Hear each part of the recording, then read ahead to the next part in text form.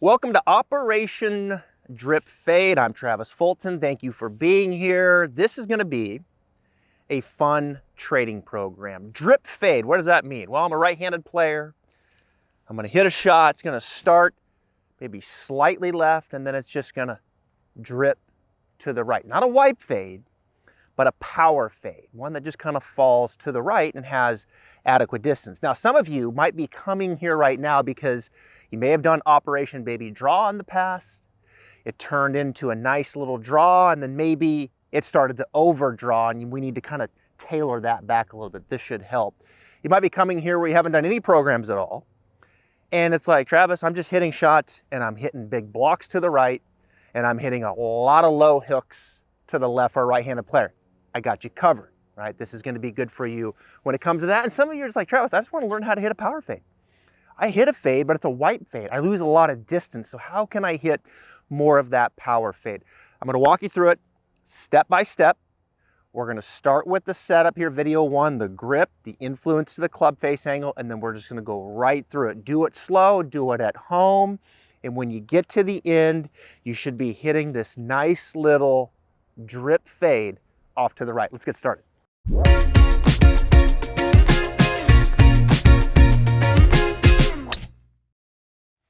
Video number one, Operation Drip Fade. We're going to talk about the grip and the club face angle in the swing. We want to get the grip and the wrist angles so we can prepare the club face in a way that's going to allow us to turn through and hit this drip fade. What's interesting, when you're hitting a fade, this golf ball is going to start at impact where that club face is looking. So from the target line view, if I get set up here, what I want to do is I want to get that club face looking kind of down that line. And then from there, I want to get my path working a little bit left of that. So the ball's going to start where that club face is looking. And then because my path is working a little left of that, it's going to fade back to the right. I think oftentimes when we come in here, we think that we've got to get this club face really looking way off to the right.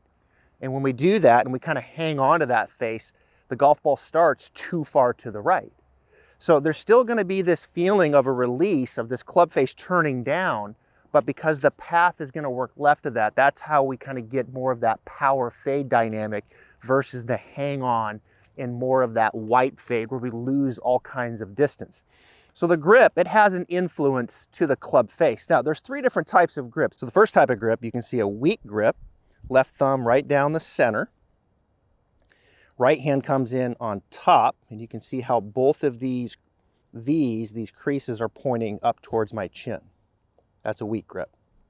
If you're going to have a weak grip like this, when we go to the top of the swing, I think what we're going to need some of is some flexion here in this lead wrist. You can see when I take that weak grip, if I hinge it and I put it on that left thumb, that toe is pointing down to the ground. That's an open face, all right? I don't want to get the face too open here, even though we're trying to fade it. So with that weak grip, what we're going to have to do is we're going to have to try to get some flexion here in this lead wrist. Flexion would be this flattening of the lead wrist, so that club face you can see runs on an angle pretty much parallel to my lead forearm, all right? So that would be a square face. That would be good.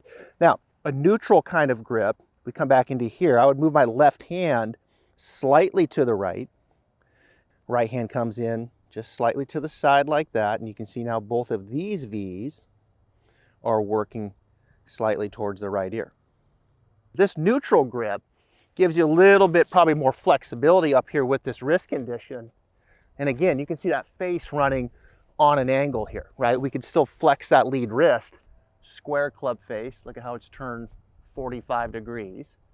But I like that club face between that 45 degrees right there, and then maybe just slightly turned up towards the sky, square to slightly close. So I kind of do like that lead wrist and trail wrist in a neutral position, which gives us some flexibility up here. I do like that flexion in the lead wrist where we can get that face looking just like that. All right, so I like that grip wrist combination. Now, the third type of grip, you can see a strong grip here. Now I move it way over to the right. Right hand comes in underneath like this. Now both of those V's really over towards the right shoulder. That would be a strong grip. And with that strong grip, I think we're gonna have to be really careful that we don't go flex, because now that club face is really looking up to the sky. You can still fade it from here, but it's gonna be difficult. You're gonna have to really open up through the impact zone like you see with Dustin Johnson. So with these really strong grips, we probably want to get it resting under that left thumb, where that lead wrist will have a bit more extension, as you can see. And again, that club face in that 45-degree area, maybe slightly turned up to the sky. So this grip type wrist combination is really what's going to get this club face looking open. The toe is down, square, 45 degrees, close, club face turned up to the sky.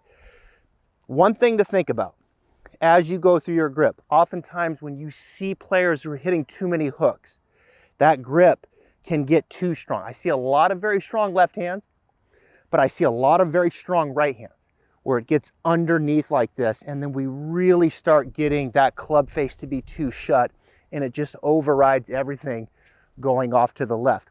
So I would encourage you to probably think about that neutral grip.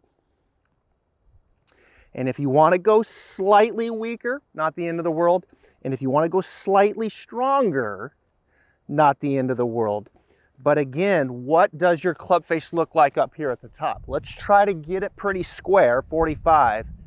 If anything, maybe slightly shut. And I'd even give it to you just slightly open. Let's stay away from that radical shut and that radical open at the top of the swing. And that's going to set the stage here. Video number 1 to hit that power fade. If you're like most golfers, you blame yourself when you miss a short putt. So after you hold back the urge to throw your putter in the lake, don't do that. You try to fix your putting stroke. But how long does that last? 1 week, 1 round, 1 hole? There's a company called Lab Golf that doesn't think you should be blaming yourself. That's because all putters have this thing called torque, which means the putter face is trying to twist during the stroke, so you grip it like a snake. What Lab Golf did is they figured out how to make putters with no torque. They call it lie angle balance, and you have to feel it to believe it. I did. The Lab Golf putter, you don't have to use a funny putting grip to try to keep the face square. You can putt it any way you want because Lab Golf putter stays perfectly square by itself. It's effortless. To see how much easier putting can be, head over to labgolf.com.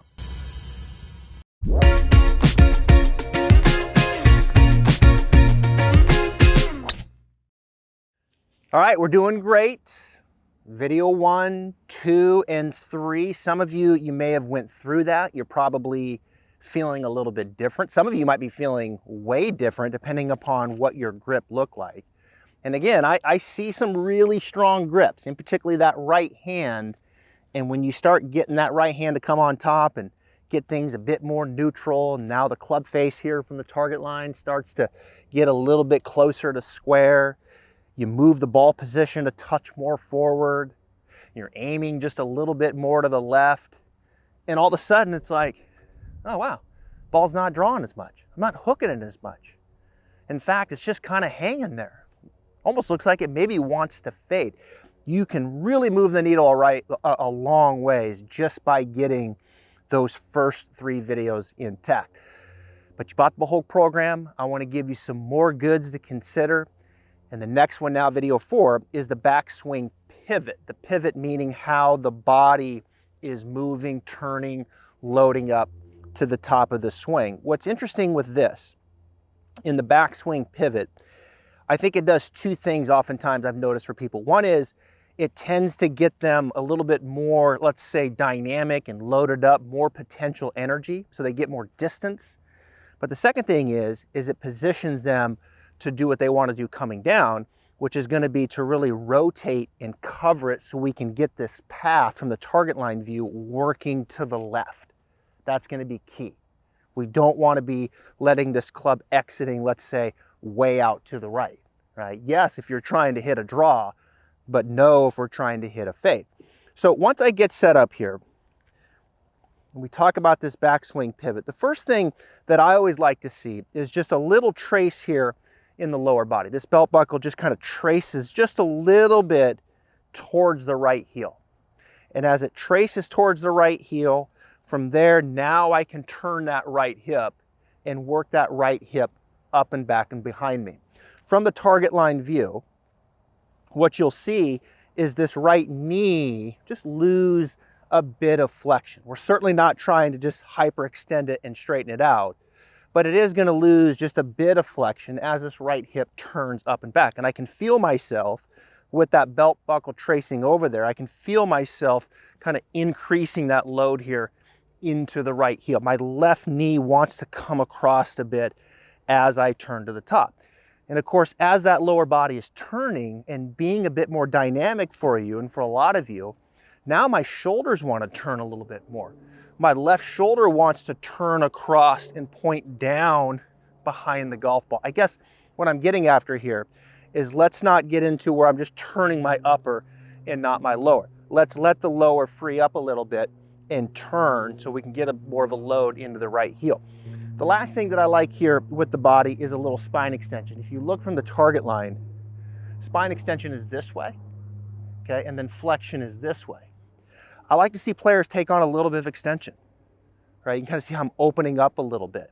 And that little spine extension can go a long ways with that turn, and it can go a long ways in helping shape this club to the top of the swing.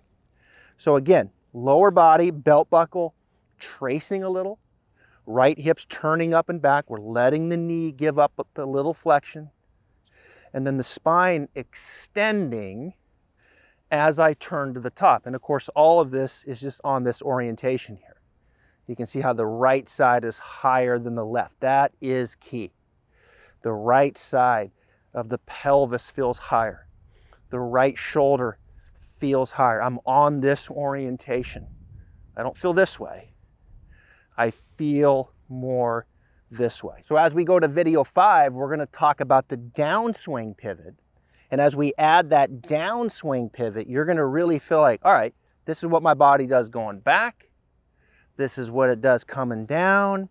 And when I do that, I can really get the sense that the club is coming in and wanting to turn the corner back around to the left. So I'm excited now. Let's add video 5, and I think you're going to be really moving in the right direction.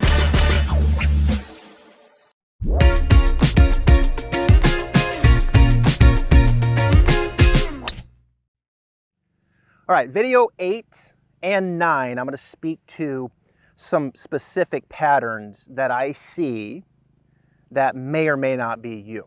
All right, so this first one here in video 8 is going to be the player that simply just kind of gets the club head working too far inside behind him early, and then from there it pretty much comes right back down that same line from the inside, path working out to the right.